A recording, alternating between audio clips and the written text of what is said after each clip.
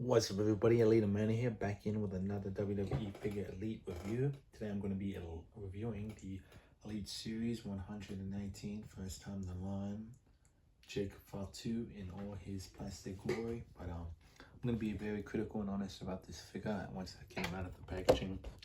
And just by the dents and the imperfect packaging, you usually know it's going to be one hell of a review. Oh, actually, of an opinion rather, because my reviews are kind of on the mid side rather.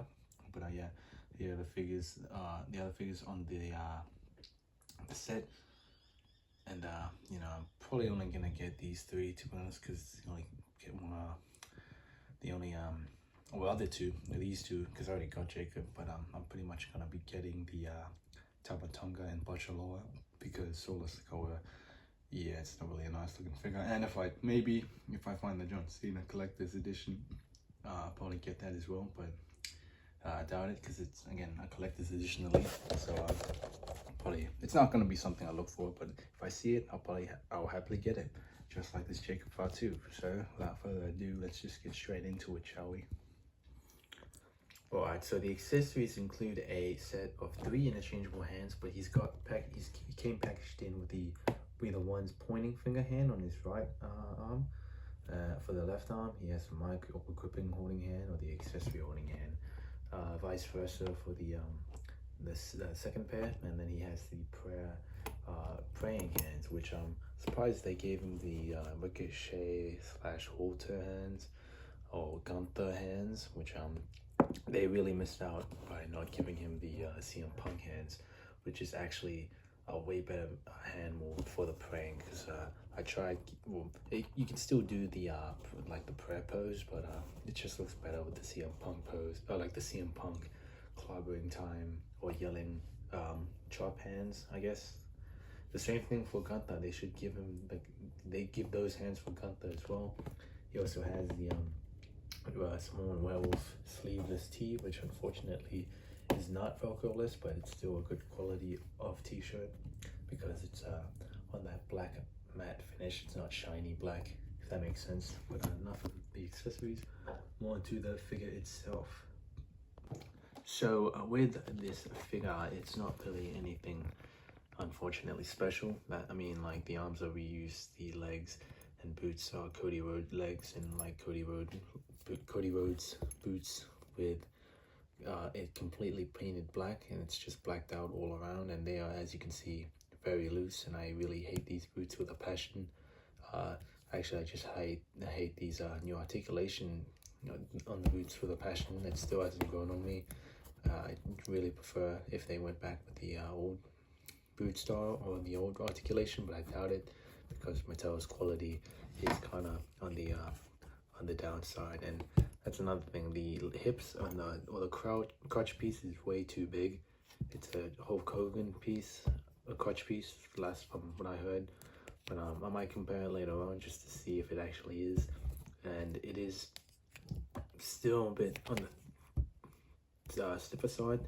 It's got designs on the side of his thighs, and his outer thighs, with the wildflower tree type deal thing, and he can do these split double jointed knees, but they are very stiff on mine, which is good. I don't mind it. It's not like overly stiff, because once it's stiff and then you bend it, like, for some reason, for some people, the joints get loose. And for the torso, it does have the his family names on there, if you can read it. I can never read it. And a new torso, for those wondering, which really looks weird with these skinny arms. I hate these skinny arms. I really wish they gave him like him and Solo the thicker arms, like the LA Knight arms. If not the LA Knight arms, something in between, where it's in between being skinny and big, just not these ones. Because even the bicep bands is kind of printed weirdly on mine, but then again, you won't really notice until I really get up close and personal, especially with the skinny arms. And he doesn't have the bicep bands, which is surprising. Even if it's painted, I would have preferred it to be painted, but either way, I'm planning on switching them out anyway. Let me know if you think Eddie Guerrero arms would suit this figure. The one from the Vault series Eddie Guerrero figure. And here's the head scan, which is a good likeness, but I can already see the forehead is already on the bigger side, especially here, because he looks like he's balding like badly. I know he is technically, like, the hair isn't supposed to be a fully blacked out piece. There's a bit of a scalp showing with his hair and dreads, you know, being so thick. But you know, I don't have dreads, so I wouldn't know. And this is supposed to be from 2024. That's why he's on the leaner side. He's definitely put on a lot of weight. He is a fat cunt now. I know that seems mean, but come on now. He was well back then, but now he's kind of, yeah, especially now. I can't use this figure now, like, for an up-to-date Jacob Fatu, even though I like the guy in figure, or like the superstar. He's put on weight. Like, I can say he's fat, alright. But back to the back of the head. The paint on the back of the head is actually applied really nicely. The last time I was excited or really noticed this attention to detail was the Fiend figure, which was also was a banger figure. And this is the most excited I've been for in the WWE Elite. And it doesn't sound like it because I'm very tired right now. I just finished work. You know what that is, but that's not really important. We'll be getting more onto the articulation of this figure right about now, if I can understand. Never mind. So with the articulation, he has a ankle rocker that goes all the way around, but I'm not gonna.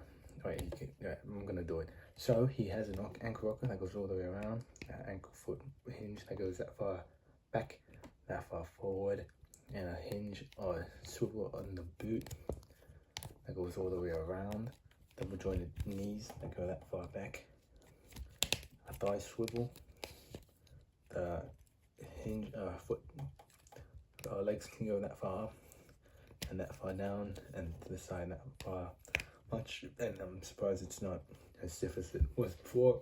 Maybe it was just package delay or something.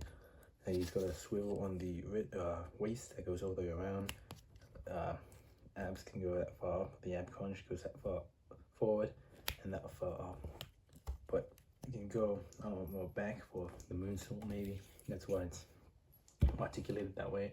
Still a nice chest. I like it a lot, even though it does leave a bit of a gap on the ab crunch. Which, let me know, do you guys get like annoyed with this gap when you can see the inner workings?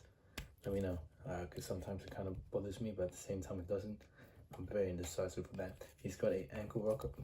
He's got a hinge. He's got I can barely talk. So he's got a ball jointed arm that can go all the way around. It can go that far up. Bicep swivel, double jointed elbows, wrist swivel, a hinge at the wrist, or hand rather.